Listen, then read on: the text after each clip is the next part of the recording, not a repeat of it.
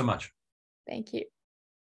Hello, everyone. I'm here for you today with Kevin McCrudden. He's the creator of our new movie, The Light of Man. In German, it's Das Licht in uns, from Polyband Mind and Spirit. And I'm so thrilled that I get to sit with you here today. And yeah, thank you, Kevin, for taking the time and chatting with me about the movie and giving us some peeks behind the scenes. Thank you, Kit. Thank you so much for having me. I appreciate it. So for everyone who is interested to get to know Kevin a bit better and understand why he asked the questions he asked in the movie, jump over to our interview, Meet the Creator, and you will get to know him a whole lot better. But now we're going to speak about The Light of Man, Das Licht in uns in German. And so Kevin, you created a movie on the relationship between man and the spirit, man and God, man, the universe, whatever you want to call it. So my first question, obviously, is, especially if you could give a brief introduction what the movie is about for anyone who hasn't seen it and who should definitely do that. Yeah, I think, thank you again. And thank you for Polybond Mind Spirit for, doing this. And so, look, it's a leap. I won't say that it's not easy. It's this is a documentary. It's not necessarily intended for just entertainment value. And as an American, English speaking, Anglo, we use the word God, and we say God, and we say God, and just I think we assume that God means the higher power, and we just assume like everyone understands what God means. But what I've done is I've expanded that, right? So when you talk about spirit, well, it's spirit, it's energy, it's enlightenment, it's Allah, it's Krishna, it's Brahmin, it's, Elohim, it's creator. It's called so many different names throughout the world. And just like you say, hello and goodbye differently than I do, there's tons of different words that describe things. And so we've allowed this sensitivity to this word God, when it's really spirit, as you've explained. And so, my earlier interview, I referred to this idea that being brought up as a Roman Catholic, on Ash Wednesdays, we would receive ashes, and they would say, from ash you come and ash you return. And I use it at the very beginning of the movie as sort of the kickoff of the movie, is I didn't really like that idea of ash and ash. I kind of like the idea of light and light. So in my research, and once again, this is one of these divine journeys that I truly can't explain. All of the people that I needed to come together to make this documentary essentially came out of nowhere, right? These are not people that I knew. These are not people that were friends. These are people that are experts in specific areas. And they were able to participate. They were willing to participate. The Reverend Dr. Bonnie Hoffer, an expert in religion, spirituality, neuroscience. She's a psychologist. Dr. John Hagelin, who's a world-renowned physicist. Dr. Raymond Moody, who is the prominent expert in near-death experiences. These are all people that help describe this journey from light to light perfectly, but then in addition to be able to have approval to use information from Dalai Lama, where he describes the Buddhist view and Buddha's view of enlightenment as a pure white light, which fits perfectly into what I'm trying to describe in the movie. And then we also have a couple of other experts that we talk about this idea of enlightenment, which we've been chasing as species, as humans for 10,000 years, 50,000 years, who knows? When did this spark of light, the idea to make this movie, first get to you? Like, what was the moment where you thought, this is going to be a movie? It's my first movie. Yeah, that's a great question, because I have been asked the question before in interviews, and you know what? I can't put my finger on it. I can't say that there was this instant, this moment where it was like, oh, that was the moment when I was like, this is it. Just like my first book that I wrote, that's about Maslow. It took me a little while. the image of Maslow's hierarchy kept on showing up and showing up and showing up. And I would ask myself questions like, wait, how does a one-dimensional model represent the complexity of a multidimensional human experience? Well, it can't. And then it led me to, for literally 5-10 years, to create this 21st century multidimensional hierarchy of needs. The same is true that happened here with the light of man. There was something as simple as ash to ash, and there was something about light. And as I began the journey, it just became clearer and clearer. And the truth is, it's probably a 12-year journey to this point to actually have it being seen by an audience. So, and frankly, just looking at this backdrop in the light of man and the awards and the quote from New York Film Awards, for them to say it's a love letter to the world, it's all just, it's a lot. It's really kind of amazing. It has been a divine journey in many ways. Great. Yeah, that is one question. Maybe, yeah, we pull that here to the spot because it fits. What was your development in the movie? Spirituality, but then also, how did your awareness of things change while you were working on this movie, listening to the people you talked to in the movie? Yeah, just going through this whole process. Another perfect question. Great question. So when you're speaking to literally like geniuses that I got to speak to, right? Like Dr. Hagelin and Dr. Moody and Dr. Hoffer, as you're listening to them answer the questions, right? So you have to be able to ask the right questions. And obviously I somehow was given the opportunity to understand how to ask the right questions, but to have them give you the answers and now piece them together into a documentary. So we probably have 6 hours of footage of interviews and different pieces, right? But part of the journey of making a movie is consolidating it into what I believe are 67 minutes of, I mean, you're getting a master's in spirituality, a master's in psychology, a master's in Buddhism, a master in science. John Hagelin is just mind-blowing as a world-renowned physicist. So I'm not a scientist. But when you talk about string theory, when you talk about what essentially Dr. Wayne Dyer and Dr. Deepak Chopra have been talking about for 30 years. This idea that we're more than this flesh. And I use a quote from Pierre Chardin, a Jesuit priest, French Jesuit priest, and he stated back in the early 1800s, I believe, he said, we're not a human being having a spiritual experience. We're a spiritual being having a human experience. Mm-hmm. And so when you put all these pieces together, it is literally transformational. And I know you guys love it. I know you guys have watched it. I think that might be the most, I use the phrase globally unifying transformational a lot in the description, because I want it to be unifying. I want it to build peace throughout the world, but it's also transformational, because I truly think that someone sitting watching it for the first time, if you walk away, I think you walk away different. You walk away as a different person if you really embrace what it is that these people are saying. Yeah, great. Thank you. You mentioned Dr. Hagelin just now, and you also refer to a quote of Einstein in the movie. There's another quote of Einstein that I want to quote now. It's called, "The more I study science, the more I believe in God." So my question is really from those conversations with Dr. John Hagelin.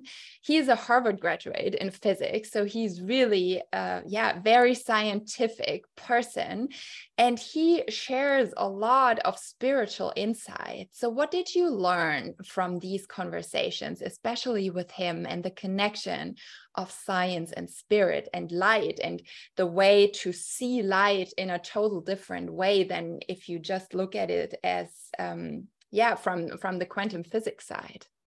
So if we start at Newton's book on optics, right? So optics, visually seeing things and light. So, John literally gives a master's class in the transition from Newtonian physics to string theory in like 10 minutes. He's brilliant. But there are a couple of moments in the movie where John literally is almost, because he's a scientist, he can't say like God, but he will say, I think he literally says, we won't call it God, but so, I mean, he's right there essentially saying this is spirit, this is more, because as we're now finding, we are all connected to this energy, to this string theory, to this, to the energy in the universe. It's all connected. So there is no going back from that. We know it as a fact. And so once again, when you speak with someone who's a genius like that, it's just, and one-on-one like this, right? Not in a classroom where you're taking down notes, just literally having a great conversation. Yeah, it's just, it's literally mind-blowing. It's mind-blowing because he's just so intelligent. And the way he explains the connectivity between science and energy and the human existence. But one of the things that's interesting here is that, so I began this journey probably 12, 13 years ago. It wasn't until 2018 that there was a Northwestern study by an OBGYN here in America, where she found a spark at the creation of conception. So it's 2018, that's 8 years after I had already begun this journey. So now science, once again, wants to refer to it, I think, as sulfur. It's a chemical reaction. The thing that differentiates the light of man from almost anything else that's ever been done is that we're specifically saying that's God. Mm-hmm. Because no creation of a plant, an animal, a human being, anything happens without that light. Mm-hmm. That light starts from the very moment that you're created, or a plant or anything's created. Mm-hmm. And it stays with them until they pass.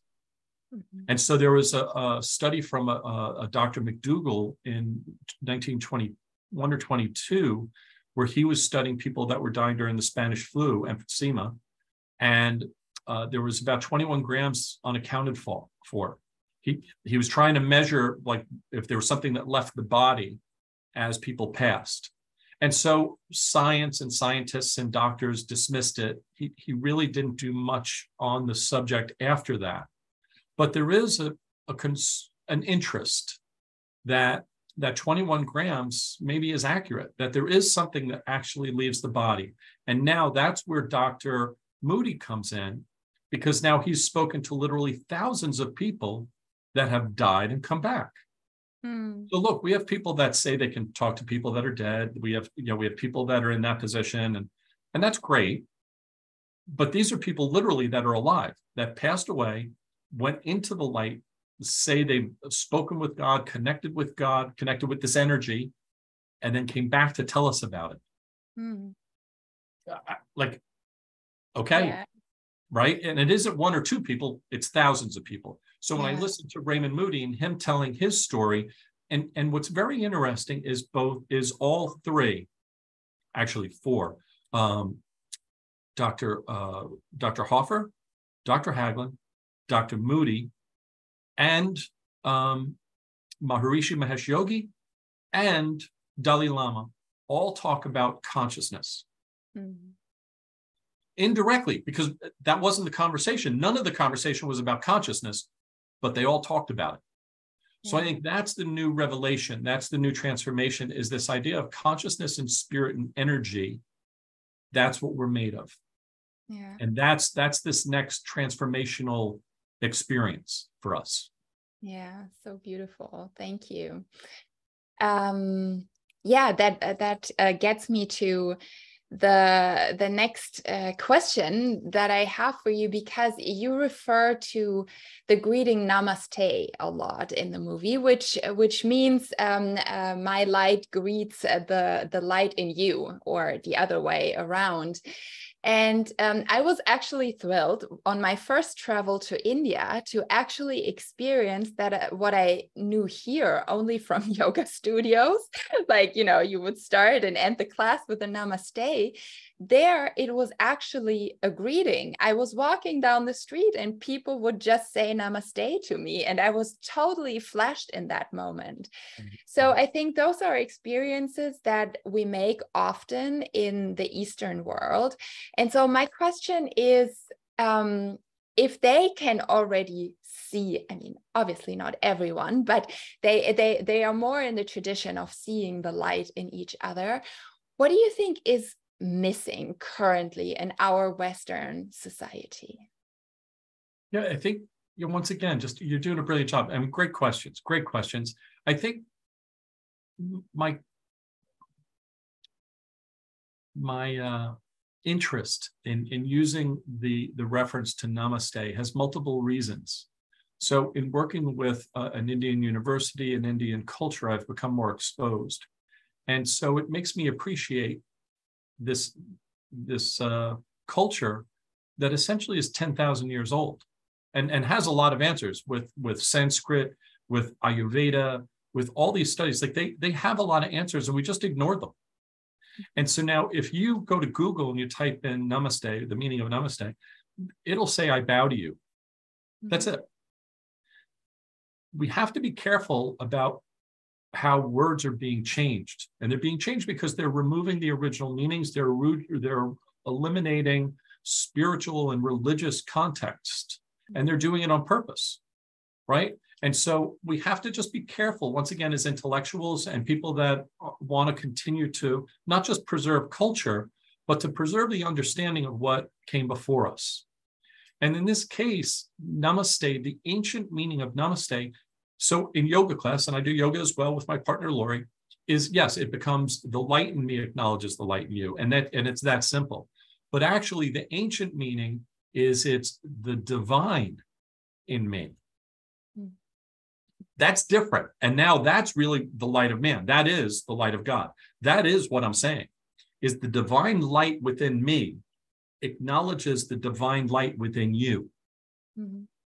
Is there a more beautiful one word, namaste, for someone to say the light of God within me acknowledges the light of God within you, that sense of presence, that sense of peace that I'm granting you or offering to you. Yeah. If we could do that all over the world, if everyone could have that sense, that simple greeting that we just met, and it's namaste. I know that I'm a divine being, and I acknowledge the divine being that you are. I respect you. I greet you as openly as I can. And I think when we talk about culture change, I think a lot of people want to move towards being more Americanized, more Westernized, faster, quicker. Everybody's got one of these, and everyone wants an answer quick, and no one wants to really understand the true meaning of things. And I think that's where, intellectuals, people that have a story to tell, they need to get everyone back to the fact that, listen, not everything's a quick answer, and not everything can just be given to you instantly. You have to do a little bit of work. And we also have to appreciate that there's an entire history of the world here that we're ignoring. And I'm glad to see the Indian culture growing and expanding globally. But listen, they're expanding and growing globally economically. We need to learn more about the original culture of Sanskrit, Ayurveda, the many things that they've known for 10,000 years that we don't. Yeah. I know that was a long answer, sorry. No, it's very complete. Thank you. Who did you make the movie for? Who was your target audience when a movie like that is obviously an expression of service. So who did you have on mind? I can't, it's hard to even say, just mankind. Yeah. Beautiful. I didn't expect this. As you can tell, I'm a sensitive person. Mankind. Yeah.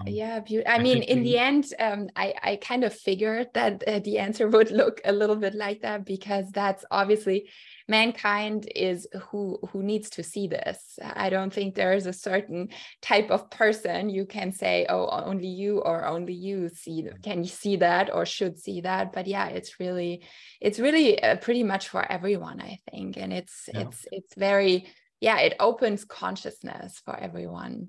And I think now I just have a short question, because you bring so much evidence in that movie, evidence for that light, that spark in us, that divine, just the divine light in us that's part of everyone. And did you, like, collecting all of those evidence, all of the interviews you did you come to a point at some point where you thought, am I just stating the obvious here? Because at some point, I mean, it's made so well that at some point it comes to the point where you think, it's clear, no? You're exactly right, because people say, well, oh, people have been talking about that for years, or, oh, light, oh, I get it. So people, once again, they want the quick answer and they jump to a quick assumption, like, oh, I know that already. There's one little thing you're missing, and that's that spark, that initial spark. And I don't spend a lot of time on it. I don't dedicate too much time to, like, hey, here it is. But that is the genesis of the movie. And so, yeah, taking in all the information.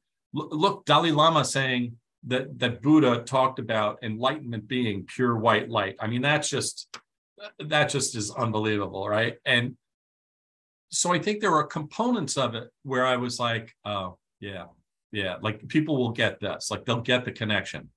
To your point, there's other points where I think people are like, and again, I guess you missed the point. One of the things I've also experienced, unfortunately, with certain viewings is I think people look to defend what they believe.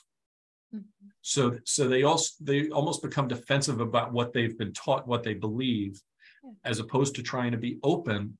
Because to your point, look, I can't load stuff up with more experts than these guys. I mean, these guys are unbelievable. So if they don't believe these people and what they have to say, that's okay. It's okay. Just try to be as open as possible to receive what they're saying. And it really is a beautiful story about the light of man, about the light of God within all of us. That was a beautiful last sentence. Thank you so much, Kevin, for your time.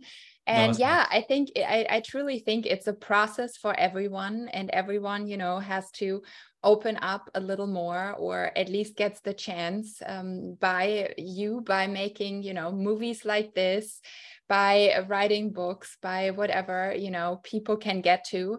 And thank you very much for this documentary, for this movie, and for your time to talking to us. Thank you so much. Namaste. Thank you so very much. Have a great rest of your day. You too. Thank you so much. Thank you. Bye. Bye. Okay. Well, that was great. Thank you so much. Good. Yeah, that was great. You asked great questions. You're wonderful. Really good questions. Thank you. Really good. What's funny is when I got done with the interview with John Hagelin, I have to look through the B-roll. But at the end of our interview, he essentially says, that was one of my best interviews you've ever done. Larry King never asked me these questions. Oprah never asked me these questions. I was like, wow. Yeah, great. Well, great. I think, if you can feel something, you ask the right questions. I mean, for me, I can say it's my job, but on the other side, I think if I'm not really in something, if I can't feel it, if I can't feel the other person, then I probably don't ask the right questions either. Right. So it's not only a profession, it's a very human thing, I think. Absolutely. And as a good interview, you have to feel the connection with a person to ask them the right questions. Yeah, definitely. Okay, thank you so much. That was Kevin. wonderful. I will cut this. You know that the movie is coming out August 11th. So right around then, we'll start our social media campaign and our marketing campaign, and you will definitely be updated, and we'll tag you, and we'll do whatever we can. Thank you so much. Okay. Thank you. God bless.